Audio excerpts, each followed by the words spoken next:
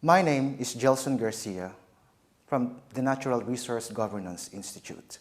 With me today is Professor Faisal Basri from the University of Indonesia. He is recently the head of the government's oil and gas reform team that provided recommendations as the government embarks on the revision of its oil and gas law. What we aim to cover in this conversation is to explore the link or how price volatility affects government's reform agenda and what important decisions need to be taken to improve the sectors. Professor Basri, thank you for joining. My pleasure. Very quickly, how is Indonesia responding to the oil price slump? Indonesia responding to oil price slump is very obvious, because not like many oil producing country, Indonesia now is oil importing country, net oil importing country. Our consumption is 1.6 million barrel per day, but the production is only half of the production. So as a whole, Indonesia benefit a lot from the slump of oil prices. But we are still producing oil and gas, and the production trend has been declining for the last 15 years. So the government launched a lot of initiatives to make production, not drop so much to reduce our dependency on import. The first initiatives is to prepare the new laws on oil and gas in facing new realities, because more difficult to find out oil and gas in Indonesia. We have to go far to deep water and eastern part of Indonesia, and then the government established recently special task force to increase production, upstream task force, we call it. Secondly, we realized that rules and regulations are very complicated. The government like to streamlining the license, to improve the incentive structure, and also to make sure that the oil benefit to local subnational level. Secondly, there should be more attentions to downstream side, because more and more consumption than production. So we have to make sure that the procurement of gasoline, diesel should be more efficient to reduce the price, to match to the market price. That's the two main issues I think we are facing, and the government are very committed to do seriously. Thanks for that. You are the head of the oil and gas reform team whose term ended recently. If I were to ask you, without oversimplifying it, what are the top 3 recommendations your team has provided to the national government in the revision of the oil and gas law, and why are these top 3? Number one, to make sure that we have to slow down the decreasing trend of the production. Unfortunately, we cannot increase the production in medium term, and we have to realize that gas should be more important than oil for the future. Secondly, efficient procurement of oil and gas, procurement of gasoline, and reform subsidy. The government decided not to subsidize RON 88 anymore. So the subsidy is only for kerosene and diesel. The subsidy for diesel maximum is only less than 10% of the total price. To save, the subsidy funds to more productive use, such as infrastructure, electricity, roads, irrigations, and so on and so forth. Thirdly, we have to change the paradigm of the oil and gas issue in Indonesia from just as energy, just commodity, to oil and gas as the agent of development, source of energy to push development, to bring all together the approach, not just natural resources issue, but development issue, industrialization. So we have to make sure instruments to deal with oil and gas should be in line with our industrializations and development as a whole. I want to bring you to an important challenge: mafia.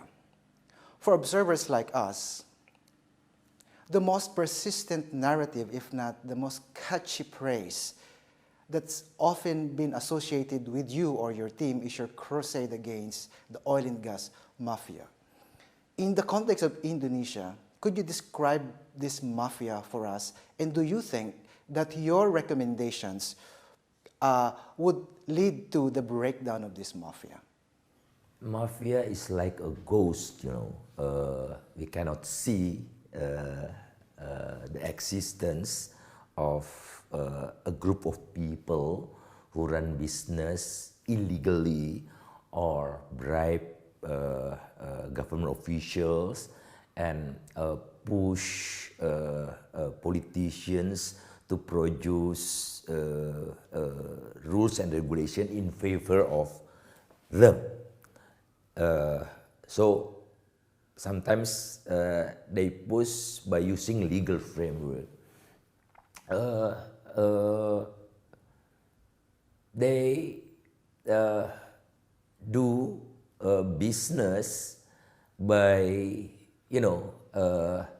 using the weakness of regulations and then to use mode of business like, organize collusive tender, try to influence the regulators to make the mafia get more than normal. We call it rent seekers, and they gain a lot of money by not paying taxes and so on and so forth. And mafia emerged in Indonesia when we started as net importers. So we import more and more, and we cannot fulfill our consumption from domestic production. So we import.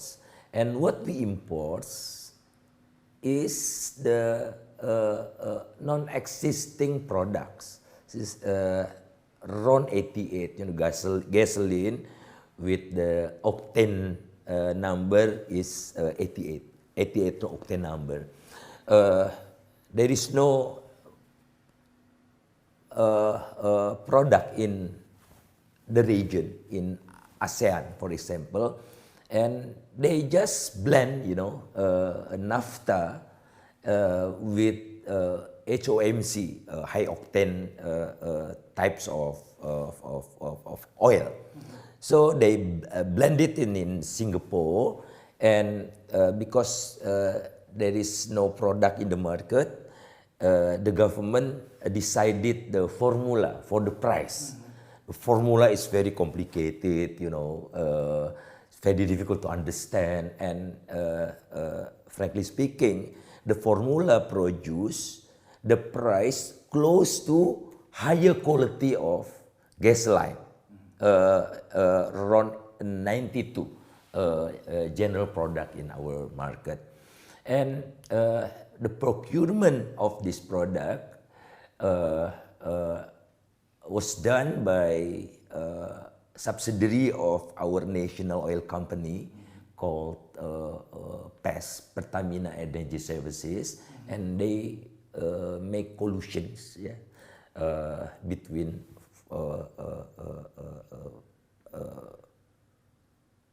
traders. They are traders. The formula, the mafia are traders with the Pertamina, the monopoly oil and gas company in Indonesia, responsible also to distribute gasoline. And it happened for quite long time, and more benefit they get because more and more import we did for our national consumption. They arrange, several traders to offer the product, to do auctions done by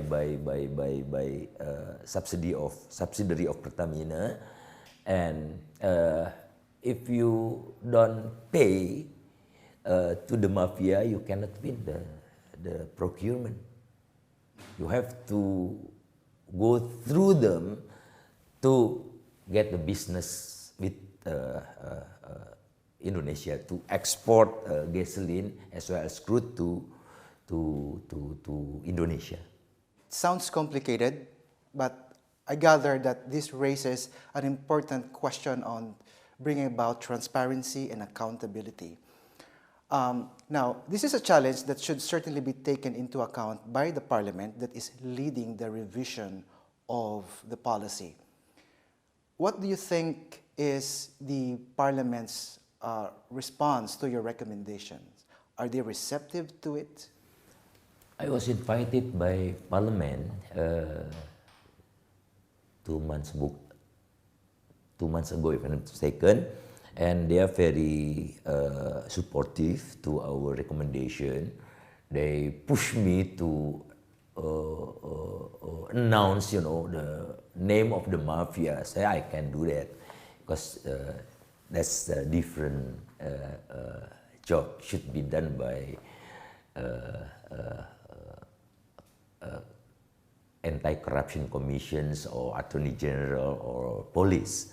So let them do that. I give recommendation to Parliament not to change the law drastically. So we have to realize that Indonesia has no luxurious to choose many options. Actually, we don't have choice but to maintain the current regimes of production sharing contract. Don't change drastically, it will create new uncertainty. Secondly, we also push the parliament to put more issues on midstream and downstream. Not, focus only on upstream, like in our current law. Thirdly, we want the parliaments to link, as I said before, oil and gas issues with industrializations, development, intergenerational justice, and so on and so forth. So don't treat oil and gas as isolated issue. So we have to link with others. So you're saying Bigger that. issue. Thank you. So you're saying that the Parliament is generally supportive of your recommendations. It seems to me like that.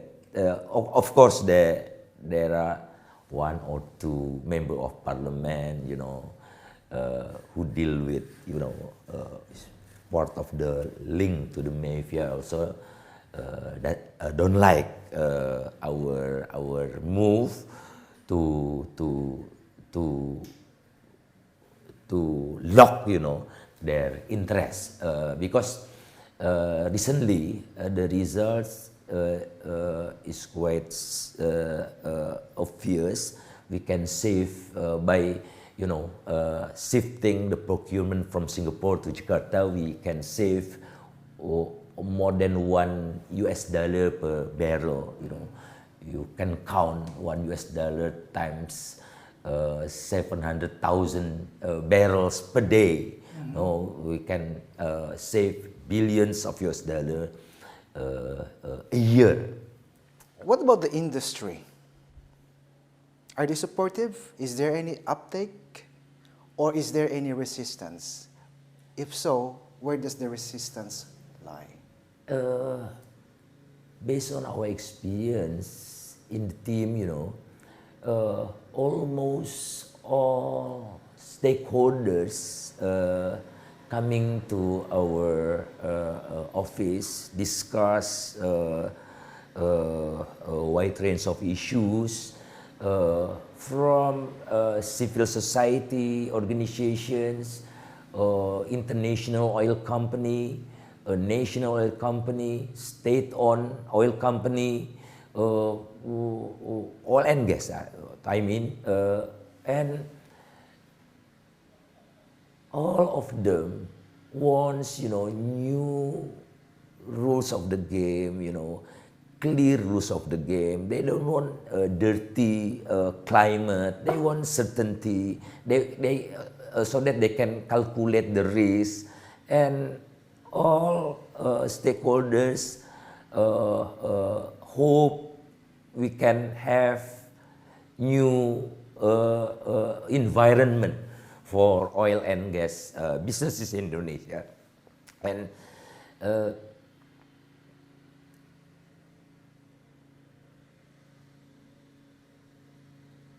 last May, Indonesia Petroleum Associations organized a conference, a big conference, and the participants were much bigger compared to last year, meaning that Indonesia is still attractive, but they want, a better investment climate because, as you know, oil and gas is the high capital intensive, high technology intensive business. The risk is very high, more difficult to find out the oil and gas in Indonesia. So we have to be balanced to give them incentive and easier for them to deal with bureaucratic nitty-gritty in Indonesia. Thank you. And my last question, Professor Basri, is considering that there are multiple, if not competing views on how the revision should proceed, and including the basis for which it should be revised, there are people who are talking about the importance of making sure that this new law should be aligned with the Constitution, or that it should also be aligned with Indonesia's energy security, or keeping in mind as well the price volatility in the market. What do you think should this new law get right the most? And what would Indonesian citizens lose if this new law doesn't get it right? The new law should answer the energy security of Indonesia. Secondly, response to the changing business environment globally as well as regionally, because we have to compete with others. We have to anticipate also changing geopolitical dealing with oil and gas and our challenges in the future, and also response to make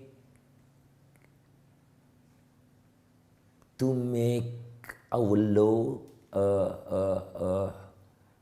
answer the issue of intergenerational justice. So we have to put also the issue of saving of our revenue from oil and gas. We call it petroleum fund or sovereign wealth funds, and also to deal with more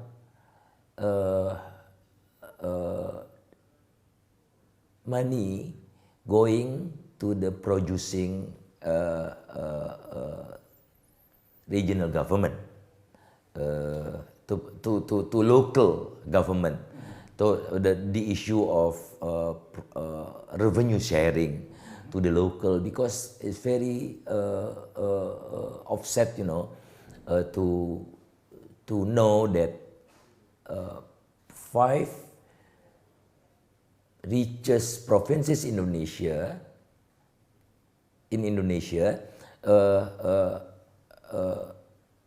experience lower growth compared to national level. So the richer you are, the lowest the growth in that area. So there should be a kind of new arrangement and a kind of new social contract among Indonesians, dealing with the ability to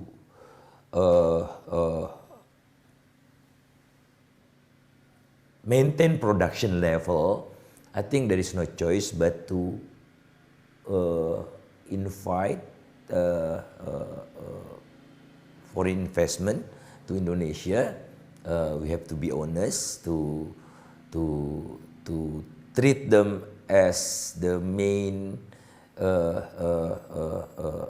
actor to make sure that our production can be, stable at a certain level. Let's say higher than 500,000 barrel for the next 10 to 15 years. Professor Basri, thank you. Most welcome.